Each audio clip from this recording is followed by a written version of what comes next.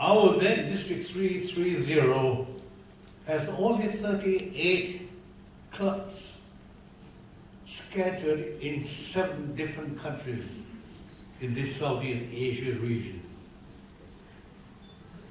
District 330 alone has now grown to 6 districts.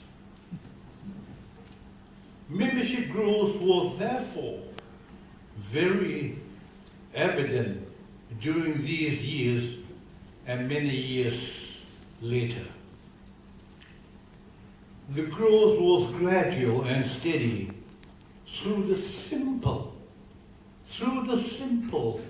but rather strict application in recruiting new members. Not only that the club must abide by the rule and regulations, but Rotary International was extremely cautious before giving the green light in forming new clubs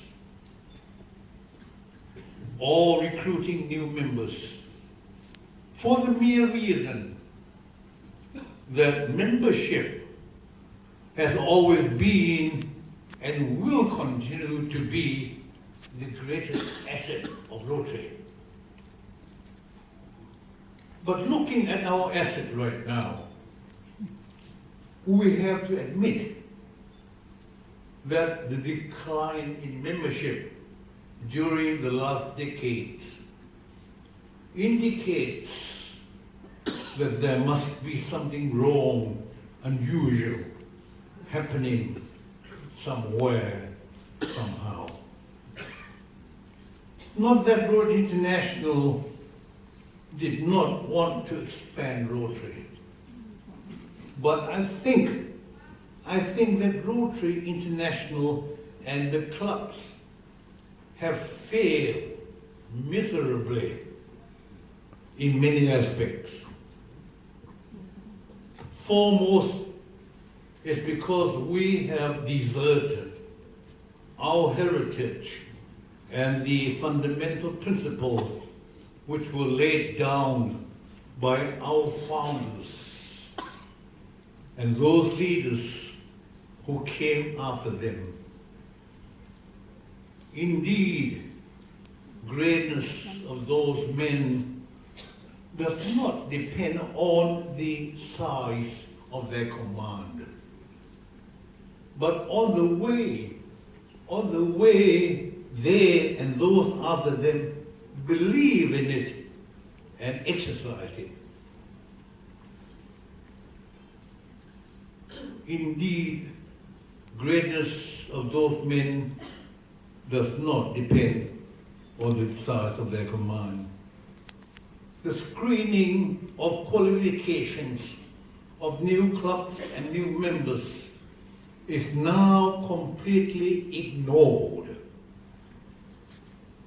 The timeless principles of Rotary, which is the core value of our movement, which proved to be effectively for more than a century, is nowhere to be found.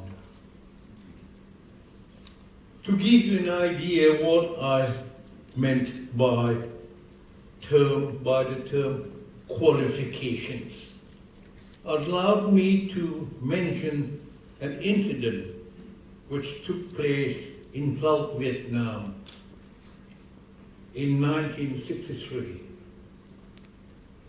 when 2 clubs in that country, Vietnam, South Vietnam, Gia Dinh and Dat Cao, these 2 clubs took 2 years and 3 governors to be admitted, to gain admission into Rotary International. The reason?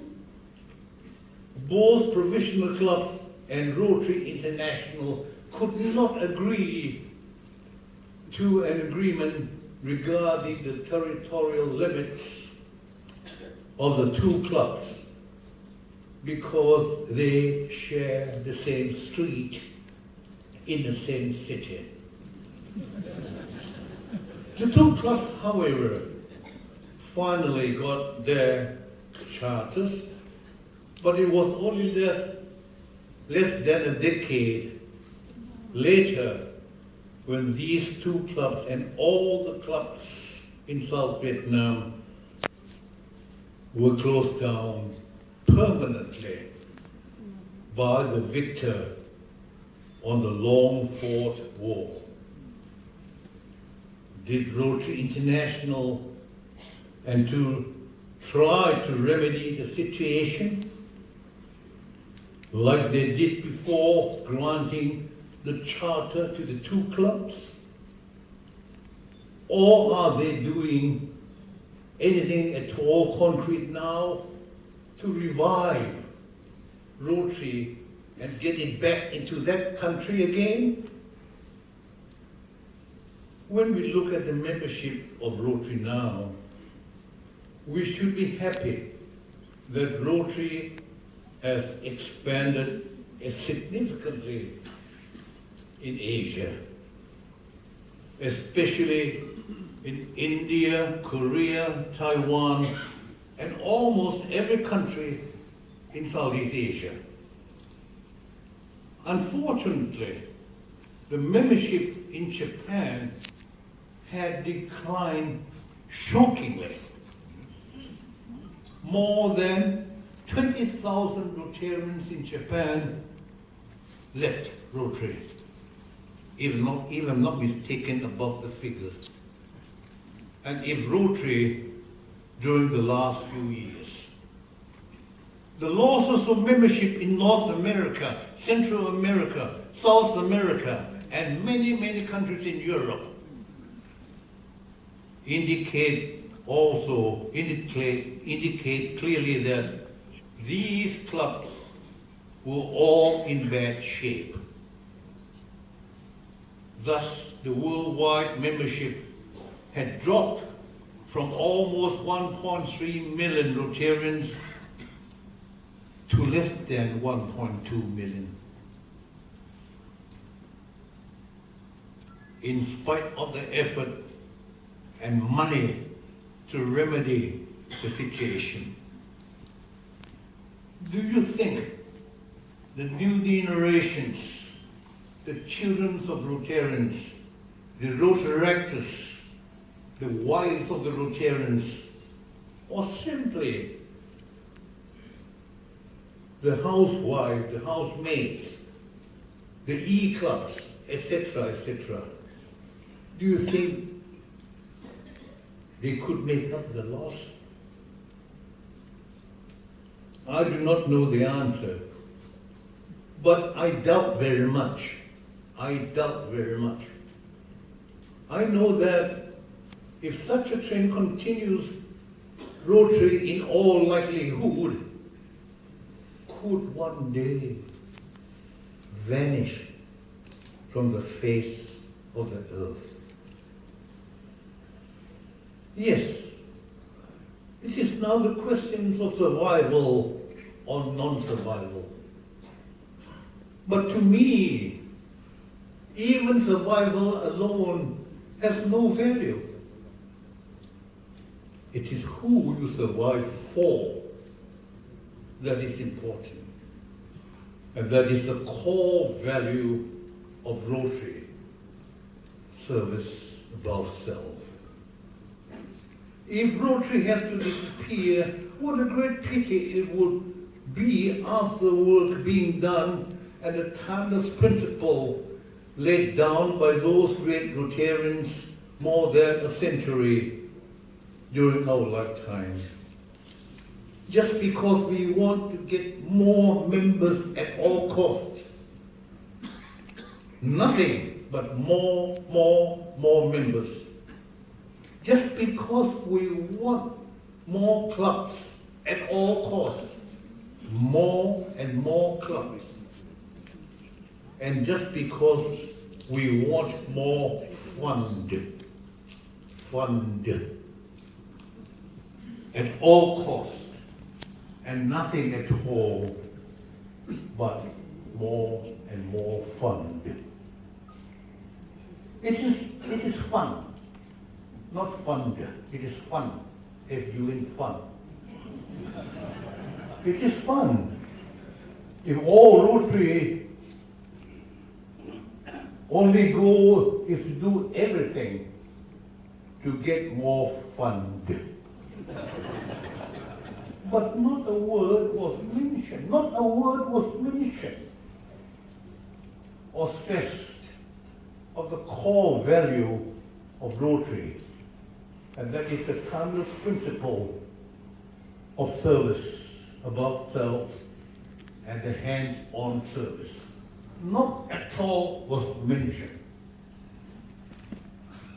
My fellow Rotarians, perhaps I may sound a bit pessimistic about Rotary.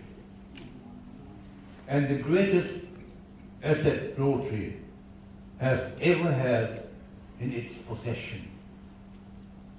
But please believe me, my dear friends, please believe me. We can light up Rotary. We can light up Rotary.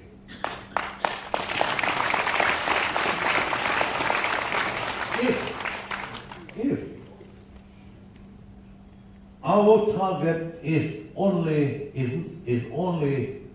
to get more members in order to have more fund to cover the high cost of the administration in Evanston.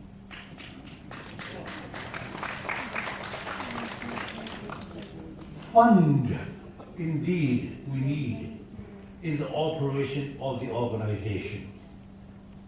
But raising fund and asking for more fund and contribution certainly is not service.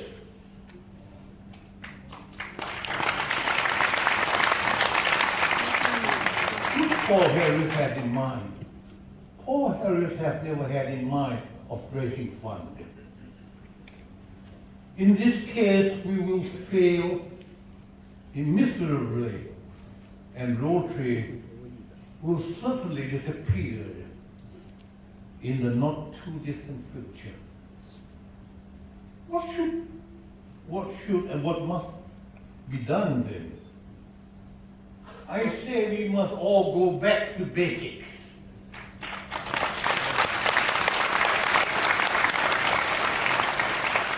Many years ago, a president of Rotary International made one very simple target of his year: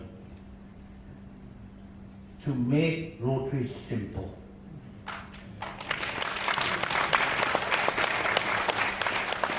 The emphasis by Paul Lang, an Italian president, should not be forgotten. It is more relevant today, considering the many new programs. So many new programs in Rotary.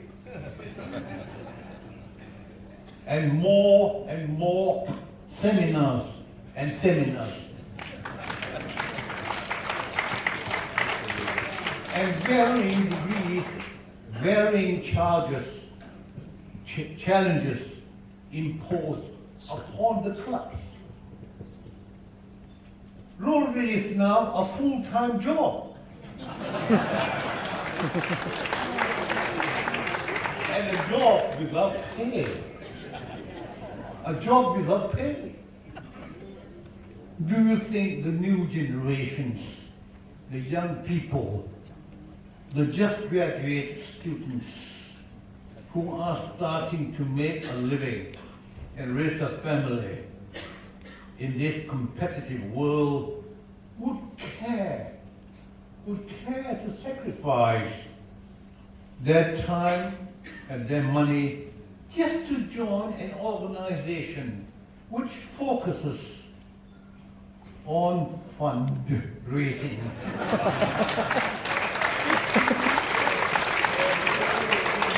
Attending meetings after meetings, and do nothing else except fundraising and meetings. Such club could be found anywhere. Do you think they would like to become Rotarians without pay for a full-time job like we are doing right now? Here again, I doubt very much. Going back to basics is nothing new. We have been very successful indeed in the operation of Rotary everywhere. And the greatest asset of Rotary membership continue to grow year after year. Unfortunately, we have gradually ignored the core value and the timeless principles of Rotary. We have disregarded the application of the classification principle. The strict attendance at the club meetings, the injection of Rotary information into new or old members, the importance and the need to have good and informative weekly program and promote good fellowship among members of the club and other clubs. The importance of the board meeting, which is the governing body of the club, and perhaps a very important thing for some clubs, good food at a not too expensive price. What I have said, perhaps to many of you would think that, oh, that's just an old man's out of touch of what is going on in Rotary.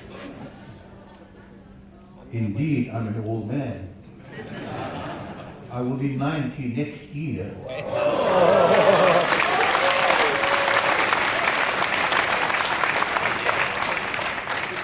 Indeed, I'm not as young as I was in 1963 at 37 years old when I was governor of this district. At 37 years old. But even at my advanced age, I realize very well that Rotary must of course be modern. I realize well, Rotary must of course be modern in its approach to the complicated problems of today's world. But its approach must remain simple. And to make it simple, we must have the courage to apply what has been proved successfully in the past for more than 100 years.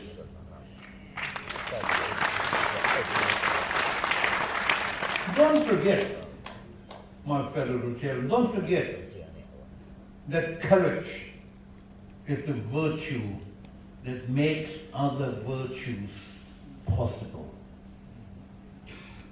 Rotarians are basic people. They should not be treated as your employees, waiting to hear orders from you. Rather, they should be treated as employers who play the biggest role to light up Rotary. The grassroots Rotarians are the ones who are going to light up Rotary, not we on the bad way. We're nothing.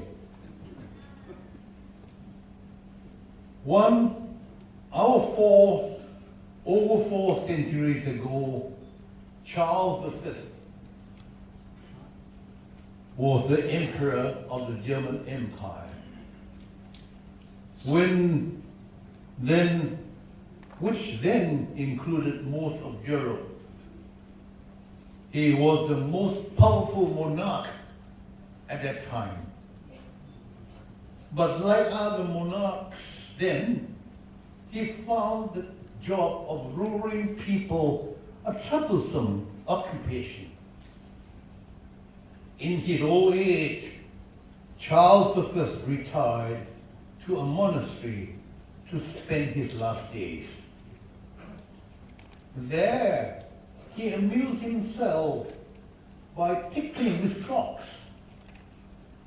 He had many of them, and his favorite ambition was to regulate the clocks so that they could all strike at precisely the same time. But despite his most persistent, painstaking efforts, he could not accomplish his goal. And finally, he gave up. One day, he sat in his chair talking to a friend.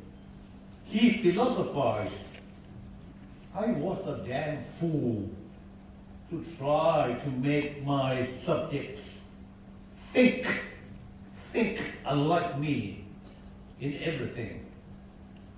I can't even make these helpless clocks strike alike. There are many today who have the same mania as Charles V. They do not rule the empires or tinker with clocks, but they work themselves into the state of bitterness and despair of their efforts to make everyone thinks as they do. Friendships have been broken, family disrupted, and civil wars incited over such differences. The blame does not lie with the questions involved, nor in the diversity of opinion, but in human folly of trying to force unwelcome belief upon the people. The saying that we all live under the same sky, but we don't have the same horizon, is very true. It is so easy to be selfish and to grasp wealth and honor for ourselves. But Rotary teaches a practical idealism that proves a person can cherish an ideal and be successful in business at the same time. This is the core value of Rotary. But to prove that, we have to light up Rotary in the most simplest way by having a more qualified, I underline the word qualified, members, and simply not any Tom, Dick, and Harry.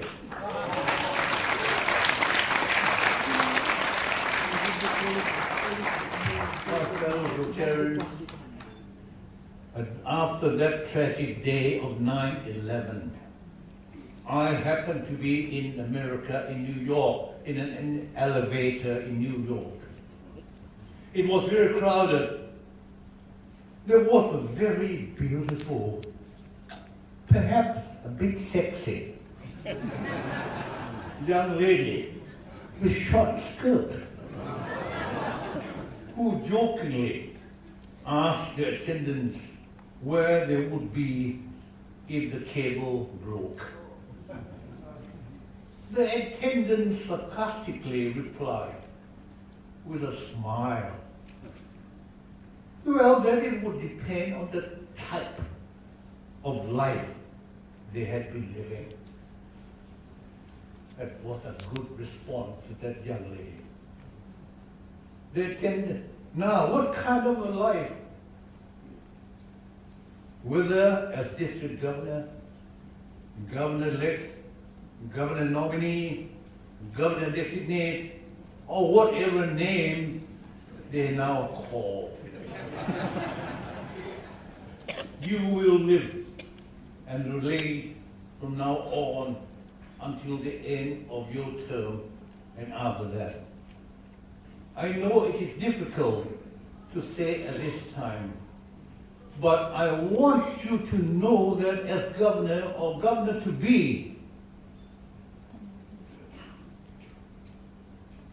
I hope you will be the leader serving with modesty, honesty, sincerity, and with dignity. You will reach many places. You will mean many things to many people. You will also have the opportunity to reach out to men and women of diverse races and backgrounds and inspire them with new hope and new confidence. Remember that the smallest deed is better than the greatest intention. The smallest deed is greater than the intention. But above all, you will have the chance. You will have the chance, my dear incoming governors. You have the chance to light up Rotary and inspire those who come into contact with you with the responsibility of inviting them to join Rotary through such personal contact. I can assure you that you will be extremely amazing of the positive result. In Springs, Illinois, once home to Abraham Lincoln, one of the greatest U.S. presidents, a local mother often told her children the story of that great statesman who, among many successful undertakings, emancipated slavery. One night, passing through Lincoln's old home with her youngest daughter, they saw the lights pouring forth from the windows and doorway long past the usual hour. The little girl tucked her mother's hand and said, "Mom, look, Mr. Lincoln has gone and let his lights on." And so indeed, my friends, a light of righteousness and human dignity that shines upon us until today. My fellow Rotarians, you too, all of you too, will keep your light on. You too will light up Rotary for people to see and follow the light of service emanating from your dedication and commitment to safeguard and promote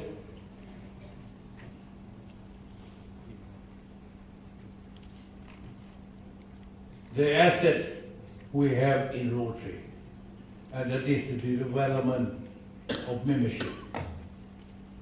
And here there's no doubt that you are the right men and women in the right place at the right time, doing the right thing in the right way. And here you have all entered this room, attended this World Institute, not only to enjoy yourselves and the fellowship that is so obvious at this institute, but it is here that you must not forget that you have in your possession, that you have a mission to fulfill and the commitment you have made from the very first day you were invited to join Rotary, and that is to serve. And serve, I say, serve, I say, serve as you have promised. Serve as you have pledged. Keep that pledge, please. Keep that pledge. Keep that promise.